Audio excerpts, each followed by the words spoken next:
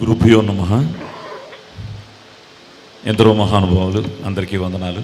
అలాగే మీ అందరికీ నమస్కారం అండి. స్వరం నాన్నగారు ఇచ్చిందే, విజయ శర్మ గారు. సంస్కారం అమ్మిచ్చింది కృష్ణజ్యోతి. అభిమానం మీ అందరిది. ఆశీర్వాదం కళామ తల్లిది, ఆ ముక్కోటి దేవతలది. నేను అంటే నాన్న 1954లో కళ్ళేపల్లి అగ్రహారం నుంచి హీరో అవ్వాలని మద్రాసు రావడం, అలాగే అమ్మ కూడా ఆవిడ బాగేపల్లి. సో ఈ కళ్ళేపల్లి బాగేపల్లి లింక్ అయ్యి అమ్మ కూడా సినిమాలో యాక్ట్ చేసేవారు. అమ్మ తిలక్ గారి సినిమాలో కూడా ఒక మంచి వేషం వేశారు. అమ్మ ఒక జావలి సాంగ్ చేశారు అందులో. ఎస్.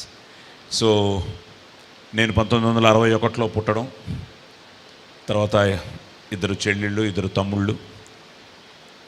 1972లో మద్రాసు వాణిమహల్లో ఇలాంటి వేదిక మీదే ఔరా ఈ రచనా చమత్కృతేమియో గాని ప్రకృతి సౌందర్యమును అధక్కరించుచు కురు సార్వభౌముడనైన నా మానసమును సైతం ఆకర్షించుచున్నదే అన్న డైలాగ్తో నా నట ప్రస్థానం మొదలైంది.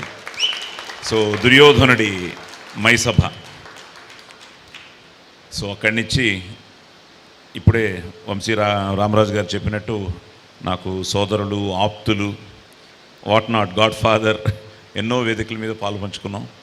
నెక్స్ట్ ఇయర్ 1975 ఐ థింక్ జనవరి 9 నా మొదటి సినిమా రిలీజ్ అయింది, దేవుడు చేసిన పెళ్ళి. సో నెక్స్ట్ ఇయర్కి 50 సంవత్సరాలు కంప్లీట్ అవుతుంది. So 50 years.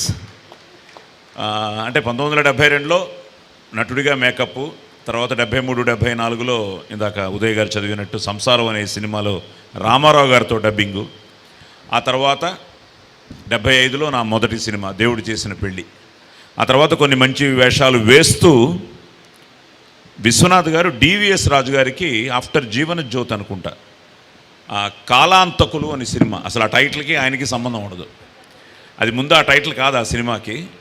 అందులో కూడా శోభన్ బాబు గారు, ఐ థింక్ జయసుధ గారు, కృష్ణరాజు గారు కూడా ఉన్నారా.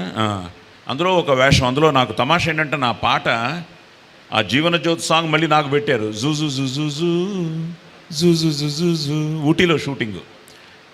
తర్వాత ఆ సినిమా సడన్గా ఒక క్రైమ్ టర్న్ తీసుకుంది. ఈయన ఎంత మృదువో మనందరికీ తెలుసు, ఎంత మృదు స్వభావంలో. ఆయనకి వైలెన్స్ అన్న, ఫైట్స్ అన్న తట్టుకోలేరు విశ్వనాథ్ గారు. సో ఆ సినిమా చేయనని చెప్పారు. తర్వాత కేఎస్ఆర్ దాస్ గారు ఆ సినిమాని ఫినిష్ చేశారు, ఆ కాలాంతకులు అనే సినిమా. దాంతో మా వేషాలని కొంచెం క్లిప్ ఆఫ్ అయిపోయాయి. అవును అవును. సో అలాగా అది నాతో, అంటే